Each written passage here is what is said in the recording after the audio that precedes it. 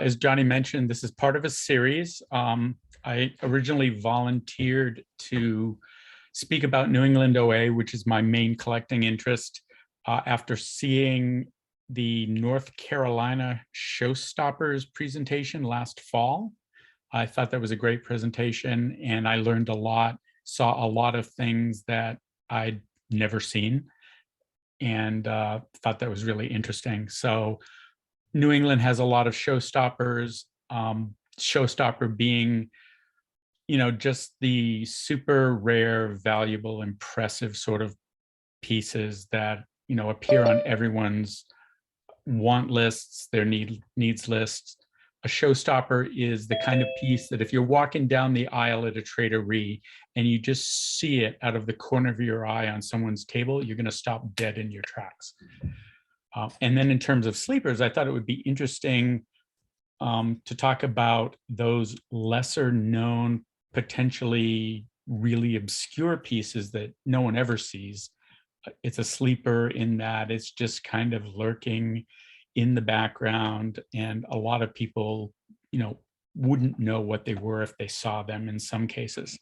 So I thought it would be interesting to cover both the well-known stuff as well as the really unknown stuff. And so this is part 4 of 6. I'm covering New England. There are 6 states in New England. I'm covering the region in 6 parts. And this is the central and western Massachusetts part of the campaign. So I'm Roy Wetherbee. I was the Blue Book regional editor for New England through the first 6 volumes of that publication. I was the Northeast Region VP for ASTA and became the Northeast Region VP for ISCA for the first 10 years or so. I'm a past lodge advisor of Packagug Lodge 525. And I was the advisor for 4 years in the mid-90s, but I was a member of that lodge for 42 years. And I'll be covering my own lodge in this presentation. I'm currently serving as the advancement chairman for Troop 114 Shrewsbury. That's my son's troop. And advancement chairman in this case is no small task. We had 91 registered scouts, and we had 11 crossovers just come in last week. So we're kind of a mega troop.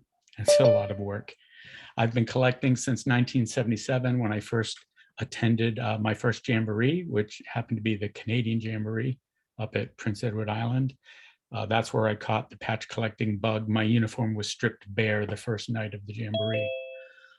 And I've focused on New England OA collecting since 1987 when Rob Cutts published the first edition of his book.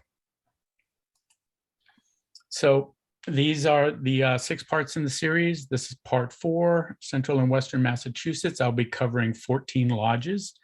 We're currently down to 2 active lodges, 1 in Central Mass and 1 in Western Mass. And we have 12 merged ancestor lodges that we'll talk about as well. And then in parts 5 and 6, I'll be covering Connecticut in 2 parts because there are 20 lodges to cover and it just wouldn't be possible to do it justice in a single presentation. So New England OA part 3, Central and Western Massachusetts.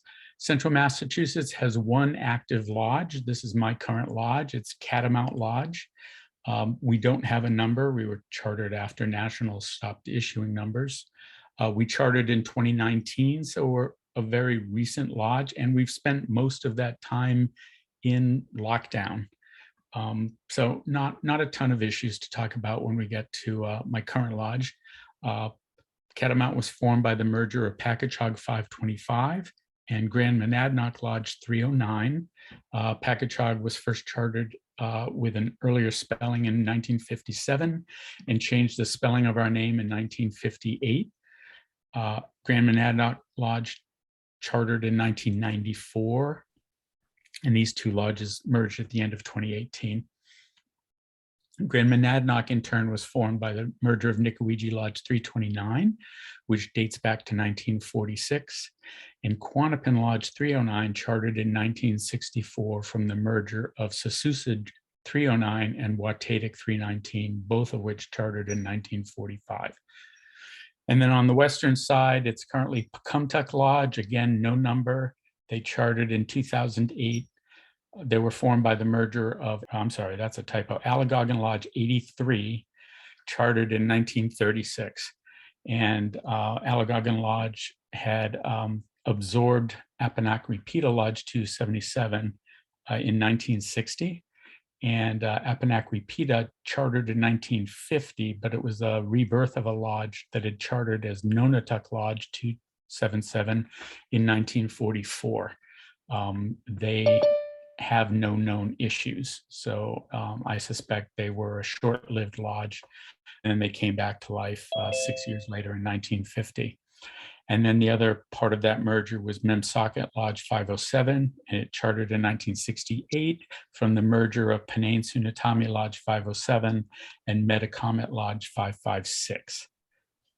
So those are the lodges we'll be covering, and I'm going to start out with the Showstoppers. And again, the Showstoppers are those really tough, they tend to be well-known and sought-after issues. In this case, my part of Massachusetts only has 2 WAB issues. WAB issues are patches that appeared in the 1952 Wabaningo Handbook by Dwight Bishel.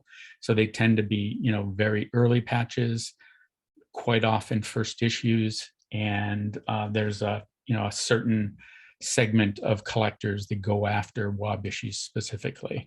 And the one WAB issue from Western Mass is Apinakwi Pita Lodge, the 277 R1 Felt, and the Massachusetts, it's actually the A2. If you look very carefully at the Wabaningo Handbook, the 309 is a pencil sketch, which means Dwight knew about the patch, but he wasn't able to get one for the book. And if you look carefully at that pencil sketch, it's of the A2, although there is a felt that predates this patch. So those are the 2 WAB issues from this part of Massachusetts. And here are some of the other Showstoppers. So as I mentioned, 309 Massachusetts had an earlier felt, which is incredibly rare, had a series of felt on felt Indians. These were standard pennant issue patches. They're listed, the small ones listed as X1 and the large ones listed as X2. But I believe and share this belief with a few other collectors up here that the tall Indian is the earlier issue. Quite often when patches were being cataloged, they weren't necessarily cataloged in issue order. They were cataloged in the order they were discovered by collectors. And this earlier taller Indian is many, many times rarer than the small Indian here. So, I mean, they're both Showstoppers, but the tall one, which, I firmly believe is the earlier one, is incredibly rare. And then from the 507 Lodge, Sunatami, this is their first issue arrowhead. Their arrowheads are all made to be issued on neckerchiefs. What distinguishes the A1 from the A2s and the A3s are the tail feathers here that actually look like fingers or tines of a fork. And that's really the giveaway there. The tail is much more lifelike on the later issues. And again, being the A1 and typically, 1 per life on a neckerchief, this tends to be very, very scarce as well. So I'm going to go through all the first flaps just to get them out of the way, because in many cases, first flaps are Showstoppers themselves. And the earliest one here, Allogagan 83, again, chartered in 1936, though the flap wasn't issued till the mid-50s. And then we have Massachusetts Lodge 309 with a very distinctive trapezoid-shaped first flap. This is much tougher than it used to be for whatever reason. These have really dried up, and I haven't seen more than a couple available for sale in the last decade. Then we have Watetic Lodge 319 that was next door. Their first flap has the panther. It has 2 varieties, one with an open eye and one with a closed eye. And then finally, Nikiwigi 329 has this first flap as well. And then Apinakwi Pita 277, their first flap was this blue twill with the red cut edge. Sunatami had a cut edge as well. And a couple of dye lot varieties, there's like a light purple and a dark purple in the mountains, for instance. I'm not going to dive into those minor differences at this point. And then my lodge, chartered in 1957 with the spelling Choag, and people mispronounced it. So they changed the spelling to better reflect the proper pronunciation, which is Pacachog. That's actually a Nipmuc Indian place name and the name of a hill where there was a settlement, a Native American settlement in Worcester called Pacachog Hill. So this was the spelling for 1 year, and then they changed the spelling here. And then this flap was used for quite a while. And there are at least 3 twill varieties and a couple of like color varieties in the background, just because they were ordered a couple hundred at a time, but they were two per life. So, they didn't, they didn't order in large quantities, and they ordered a few times there. And then moving on to, this is all chronological. So Metacomet 556 would be the next lodge that chartered. This is one of the top 5, classic numbers in New England. So any number collectors or, name number first flap collectors are going to recognize this flap. Actually, one of my personal favorite designs when it comes to first flaps. Memsochet 507, which was formed by the merger of Pennsylvania and Metacomet, issued this blue twill rolled edge as their first flap in 1968. And then QUANOPIN Lodge 309, which was formed by the merger of 309 and 319 in 1964, had this blue twill flap for their first flap. And then it was quite a few years later when 309 and 329 finally merged, and they formed the Grand Monadnock Lodge 309. And this was their first flap. And there are some stories that go along with this flap that I'll get to later in the presentation. So chronologically, the earliest lodge was Allogagan 83. And, we saw the first flap earlier in terms of, this is both a sleeper and a showstopper, but their N1 predates their first flap by quite a number of years. And it's very rare. In fact, it's a need for me. So if anyone happens to have one of these kicking around, please feel free to reach out.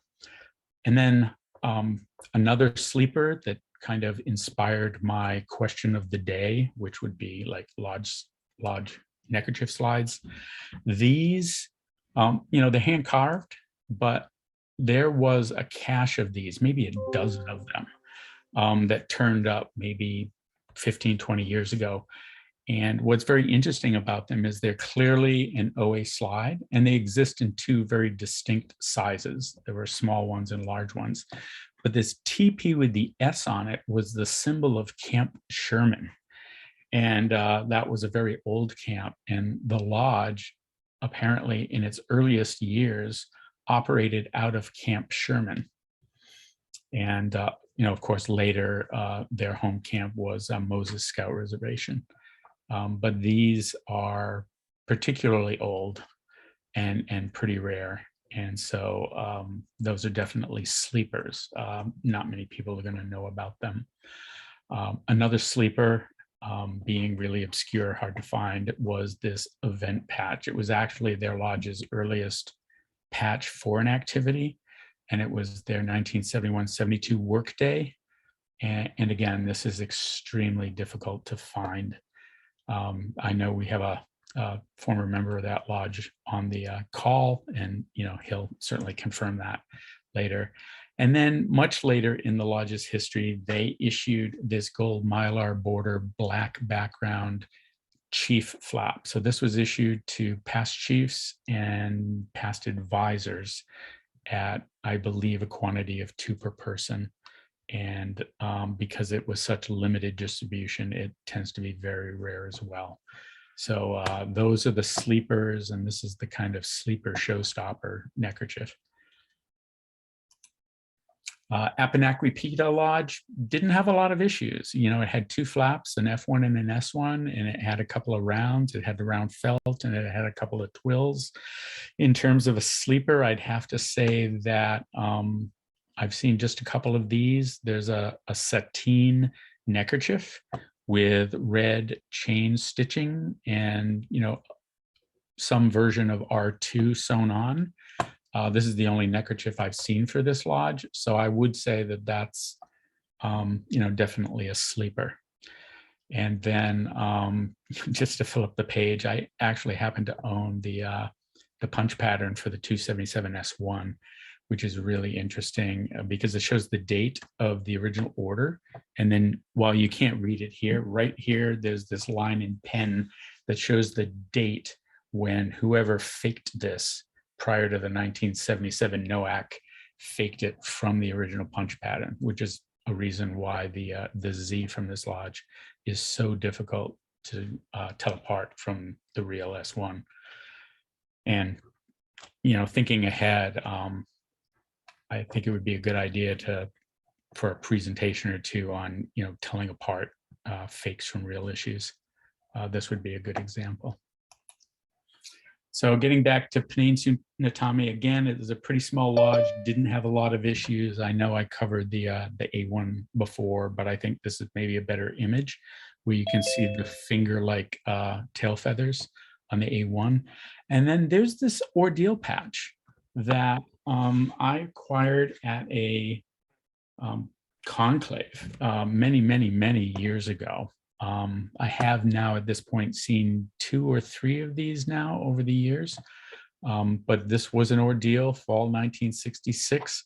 I got it trading from a member of Memsochet 507 who said it had been their dad's, and their dad had been in Peninsula Natami 507. So doesn't say anything on it. It's pretty generic. It's like screen printed on a almost canvas type material with a really flat rolled edge. But if you see this, this is where it's from. So there's a sleeper. And that's really all that lodge had. And Metacomet, another one of those lodges, not a lot of issues, but the issues they have are really tough. So if their S1, their only flap is the showstopper, then their neckerchief has got to be the sleeper. And if you're the kind of person like me that collects all issues and varieties, the neckerchief, while it's not as expensive as the flap, because it's not a first flap, doesn't have quite the demand, it is much harder to find than the flap. So I would call the 556 Metacomet neckerchief the sleeper for that lodge. And now moving on to Memsochet 507. I'd say one of their toughest pieces is a dance team. It's the size of a jacket patch, but they were issued on these satin neckerchiefs for their dance team. Very rare, something that I'm looking for.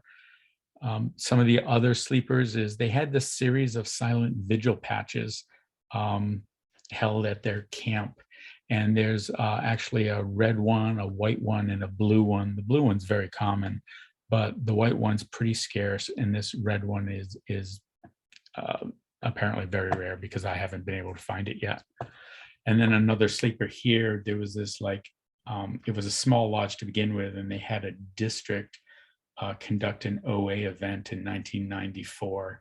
And again, this is something that, you know, I know what it looks like. I just haven't seen it turn up. So I'd call that a sleeper as well. And then Memsochet had a bunch of activity patches. And again, small lodge and small, I'm not going to say poorly attended events, but events with very small attendance. They started in 1992 issuing spring and fall ordeal patches. And the first few years, the patches kind of mosaicked together. And they did this for about a decade, and not all of them fit together. But if you're trying to complete that series, some of these are just really hard to find, if you can find them at all. And of course, like anything, some are easier. And then looking at some of their flaps, anyone collecting this lodge will understand that their 25th anniversary flaps are crazy rare. They made 100 of each, but they're so hard to come by, you would think they made far fewer. And so they made 100 that were serial numbered 1 to 100 here, but beneath the moccasins, which were their lodge totem. And then they reordered and they made another 100 without the number because there's an equal number of each. They're equally scarce, but these are very hard to find, and people up in that part of the state are all looking for it. And then the lodge had a couple of gold mylar flaps that were special, special earned awards, I think given out by the lodge advisor. But again, pretty scarce. And there's a later version with a different design. And then they also had an earned flap that looked pretty much like this design, but it didn't have the Jambo 2001. It was a 2-piece set, and you had to earn part of it with attendance and activity and another part of it with service. And they had these for years, and it reached a point where it was so hard to earn that few people earned it, and they had this pile of leftovers. So when the 2001 Jamboree came along, they just took them all and sent them to a local embroiderer and had Jambo 2001 superimposed on it. And that was their lodge's Jambo flap that year. And as a fundraiser, they took 25 of them and they serial numbered in red a number from 1 to 25. So the limited edition fundraiser 25 made has a serial number here over in the lower right-hand side. And again, people from that part of the state are looking for this because there are so few out there. And now looking at the latest lodge, Pocumtuc Lodge, it's a pretty new lodge, but I'd consider these pieces sleeper. These came out just a number of years ago, but this is their lodge chief flap.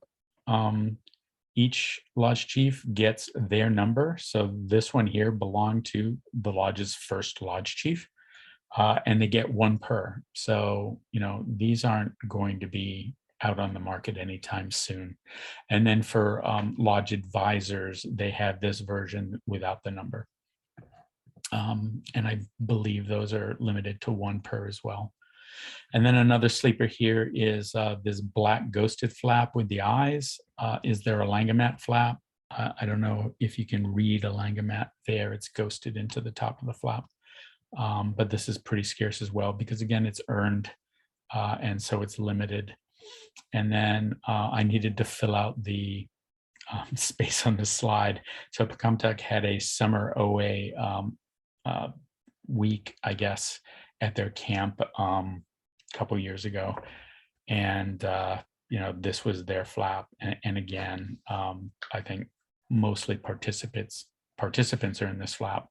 And, it's something that I don't currently have yet. So I know there's someone on the call here that can help me out with that. So I'll talk to you later, Jim. So moving on to Central Massachusetts, we have Sassoosett Lodge 309. It was the earliest lodge here in Central Mass. It had for sleepers a couple of neckerchiefs, and this giant, almost jacket patch-like patch that was their first neckerchief patch is kind of both a sleeper and a showstopper in that you don't see it very often. But the real sleeper from this lodge was this silk-screened 1963 NOAC delegate neckerchief. And if you collect NOACs, that's many, many decades before lodges really got into or got crazy with issuing delegate issues for NOAC. So this is very rare as well. I am looking for the 63 NOAC neckerchief. And then moving on to Watadic 319. This Caldwell Lodge Chief's medal was fairly recently discovered by another person who's on the call. In this case, it was issued to Watadic's Lodge Chief from 1960 to 1961 It's gorgeous. You know, it's a magnificent medal. And just the fact that one exists suggests that they did it for other years as well. So something to look for there. And then in terms of the sleepers, in 1960 for the BSA Jubilee, they had what they called the Jubilee Conclave. And they had a blue neckerchief for participants. And it's the exact same silk screen, but the red version was for the event staff. So you're talking, you know, e-board members and people that were actually staffing the event were the only ones to get the red one. And the red one took me years to chase down. It's actually really hard to find. The blue one's fairly scarce as well. That's something to look for from this lodge. And then on to Nikiwigi 329 from Gardner, Mass. Some of the sleepers, you know, they had a lot of flaps. I don't consider any of their flaps terribly rare, though the F1 is nice. This is their N1, which has the same totem design as their F1 flap. So their F1 flap was issued in the 50s. So I would imagine that this neckerchief also dates to the 50s. Pretty rare. I don't have it. So I'm looking for that one as well. But another sleeper that I do have here is this Nikiwigi 329 Vigil neckerchief that I acquired from a gentleman who had been in that lodge in his youth. He had actually been a chief of King Philip Lodge. And if you saw my last presentation and the lodge chief pin from 195, this came from the same gentleman.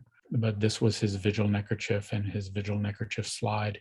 And in that same lot of items was this neckerchief on the far right. And, you know, it may be a sleeper or it may be nothing. This Indian profile was, you know, the lodge's totem in later years. And, you know, there's some speculation that this is tied to that lodge. But beyond that, I haven't found any corroboration, like another lodge member that remembers it. So it's there just because it may be a sleeper. And then moving on to my lodge. So Pecachog with the OAG spelling, chartered in December 1957, or for the year ending 1957. It actually chartered in June of that year. And we had a first flap with the OAG spelling. I believe First Flaps initially rated this as a 10 and they downgraded it to a 9 when they did their second edition, but it's a pretty tough name. And you know, as a lodge member, I know it's very hard to find in mint condition because, again, it was 2 per life. So you got one at Ordeal, you got one at Brotherhood, and that was it. And they went on uniforms. And back in those days, Scouts had summer and winter uniforms. So they had one patch zone on each. And, you know, 95% of these are used. Finding it in mint condition. I was a member of the lodge for 42 years, and I've only seen 4 that I would consider in really mint condition. And then we had this arrowhead patch, and these were 1 per life patches sewn on neckerchiefs, or the neckerchief combination was 1 per life. This one was spelled OAG, and for years people assumed they were issued at the same time. But in my research, I found newsletters and meetings from executive board minutes authorizing the neckerchief in early 1960, and then newsletter articles saying, hey, the lodge neckerchiefs are in, you can get yours. And that dated these to June of 1960. So the OAG spelling here is indeed a misspelling because it was actually 3 years, or 2 or 3 years after the lodge had officially changed the spelling of its name. So the OAG first flap is the name, and this is a misspelling that just happens to match the name. I suspect someone took one of the F1s, sent it to the patch company and said, design us something that, matches this. And then, so again, in 1958, we changed the name to AUG. These are some of the sleepers. And the absolute toughest piece from the entire lodge is the F F3 if you go with the Arapaho numbering, or the F2 if you go with Blue Book numbering. The yellow border signified past chief, and early in the lodge's history, perhaps as early as 58 or 59, the lodge began presenting chiefs at the end of their term with two of these flaps with a gold and yellow border. And this mint one is the only mint one I've ever seen. I had a very badly used one in my collection for years before I upgraded it here. And I think in my last presentation, I mentioned that I thought the Souhegan or Sounegan F2 was the second toughest flap issue in the region. I would consider this the toughest flap issue to collect in all of New England. Harder to find than the 297 Uncas F1, harder to find really than any of the F1s up here. And even the misspelled Sounegan, of which maybe 50 exist. This is harder to find. I would guess no fewer than 12, but no more than 20 were ever made. And then when they reordered, it was the S1 and they put a yellow border on that. And that chief issue became the S2. So that is, I think it's a sleeper because most people won't know how truly rare it is. But it's, in my case, it's a showstopper. It's the hardest piece from my entire lodge to get. And then the next hardest piece from my lodge would be this Pocumtuc Lodge 525 Recruiter. Its catalog is the R1. And again, in researching this, the lodge decided to institute like a new member recruiting campaign because the council membership was suffering that year. This was in 1973. And so as a lodge good turn, they created this award, and you had to recruit 2 new members and then, coach them up to the rank of tenderfoot. And, by that way, they thought the lodge members could help, the council solve their membership issues. So it's pretty rare because there's a great big, a lot of fanfare in terms of introducing and promoting the program. And, recruiting new members is not an easy thing to do. And then you had to bring them into your troop and you had to coach them up through tenderfoot. And I found maybe 9, 10, 11 months later in the newsletter, buried at the bottom of page 3, that 7 scouts had actually earned it. So I have, in 42 years of being a member of this lodge, only ever seen 3. Very, very rare. I don't know if they ordered them after they were earned or before, but it's super rare. And then in terms of another sleeper, there's our 15th anniversary segment, which is our X1. It was designed to go with our blue border J2 jacket patch, which is just our standard jacket patch with a blue border. This segment sitting in a junk box by itself might be overlooked if you didn't know that it went with this piece here. So it's a match set and they go together. But once they're separated, that segment becomes a sleeper because it's sitting in the bottom of someone's junk box. And then over here in the upper right corner was an ordeal candidate patch. They started issuing these in 1958 to ordeal candidates. I believe they were used in 58 and 59. I haven't confirmed they were used in 60, but they possibly were. But I know they moved to something else in 1961. So these couldn't have been used for more than 2 or 3 years, but perhaps as few as 1 or 2. It's a red felt on a white felt, just sewn on there by hand. The story is like the ordeal master's mom, made them. So it's out there. I know the first one of these that surfaced came with one of these chief flaps. Bill Tupkus dug it up by contacting our lodge's second lodge chief, and he was able to acquire both. the flap and one or two of these candidate patches. So, and once I knew it existed, because I hadn't seen it before, I went on a deep search mission, and I managed to dig up a couple. So, and that confirmed that they were legit. And then some later issues from my lodge. So in 1996, we won one of those National Service Awards, National Service Grants, and we refurbished a chapel on our camp property. And we had, we spent the better part of a year rebuilding it, raising money. And then at the end, we issued a patch. There was a yellow border. We made 75, and we had a gold mylar border where we issued 25, or we made 25. And like a lot of things, there's this 80-20 rule where 80% of the work was completed by 20% of the people working. So we gave the yellow border to everybody that worked on, at least a day or half a day on the service project. But for that 20% of scouts that did 80% of the work, we issued each of them 2 of these with a gold mylar border. That ended up being 22, and the other 3 were, prior to the merger, locked in the safe at the council office. Obviously can't speak to what happened to them after the merger.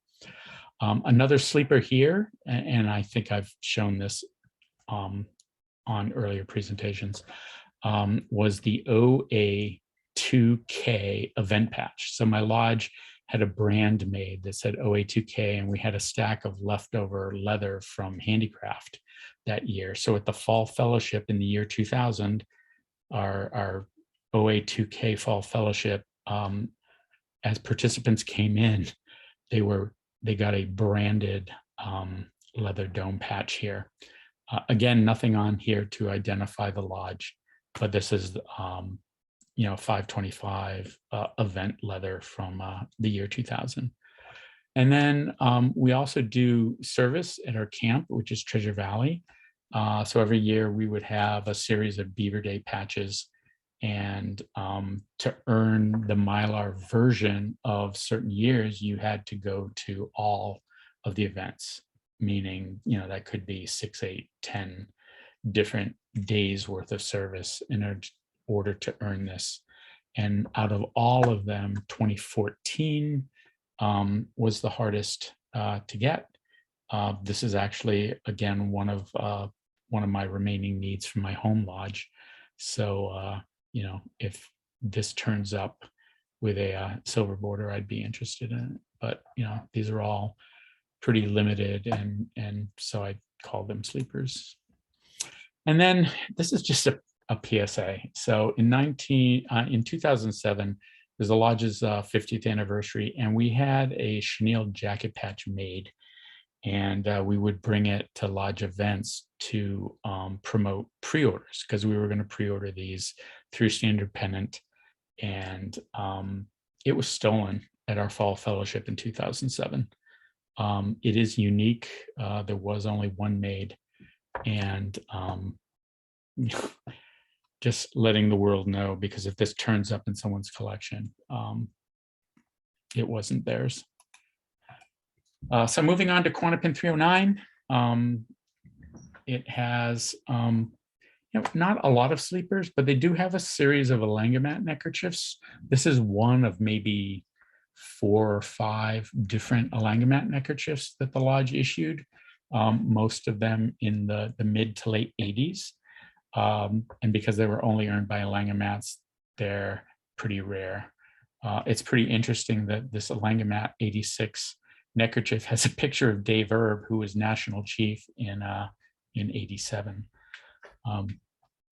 And then in terms of the regular issues, I'd say the sleeper is the 3rd round. Now, this was a patch that would go on a neckerchief. Again, the neckerchiefs were 1 per person. This is Swiss embroidered, but it has a plastic back.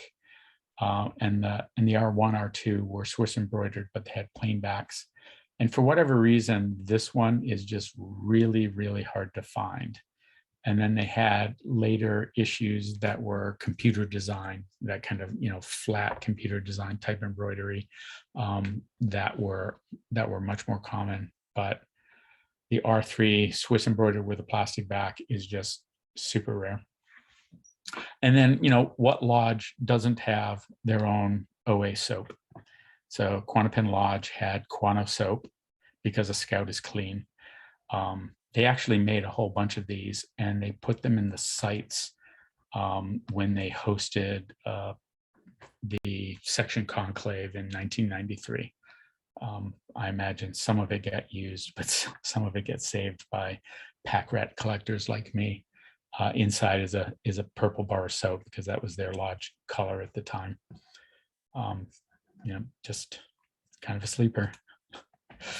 And then for Grad Monadnock, which is the newer lodge, I'd say one of their tougher issues is they had two bullions. So they had one bullion with a very thin silver border, and it has a lot of kind of black showing on the outside. And then they had what's listed as their B2 bullion with this really, really fat silver bullion border. And this was for past chiefs again.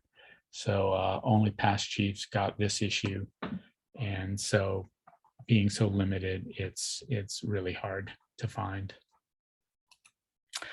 And then moving on to some other Grand Monadnock stories here. So their S1s were issued in little paper envelopes that were sealed and had this sticker that said, "Do not open. This is an incredibly rare patch. And if you're going to open it and sew it on your uniform, give it back."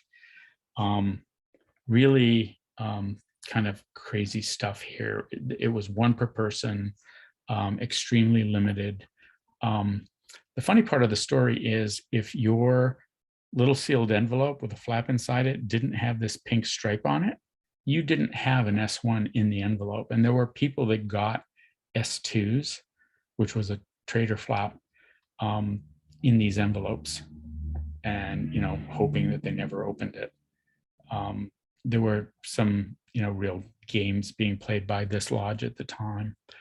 And then a few issues later, this isn't showing up in the scan very well at all, but they had this designed flap, and 400 out of 500 flaps had a red sun. And then there were about 100 in the order that had an orange sun. And so it's a sleeper in that the orange sun, which you'd think wasn't the error, is actually the error. And it's fairly hard to find. One of the reasons it's hard to find is the same lodge advisor here put these stickers on the back saying, "Stop, this patch is valuable, do not sew or trade." Again, some of the funny games that this lodge was playing back in those days. Interesting to note that the same lodge advisor faked two of their lodge flaps as well. So moving on to Catamount Lodge, which is my current lodge, we have, I'd say the toughest piece to get right now is the executive committee flap, because it's just for the executive committee members, and it's just one per person. It's one per, so for the youth, they're giving them out one per year. For the adult advisors, they're getting one period. And then our first flap with the silver border, was our first flap charter member. It was one per person that first year. They made 1,000, so it's not like it's going to be terribly rare in the long run. I think our lodge chartered that year with maybe 650 people. So there are handfuls of these hiding out somewhere that are likely going to come out at some point.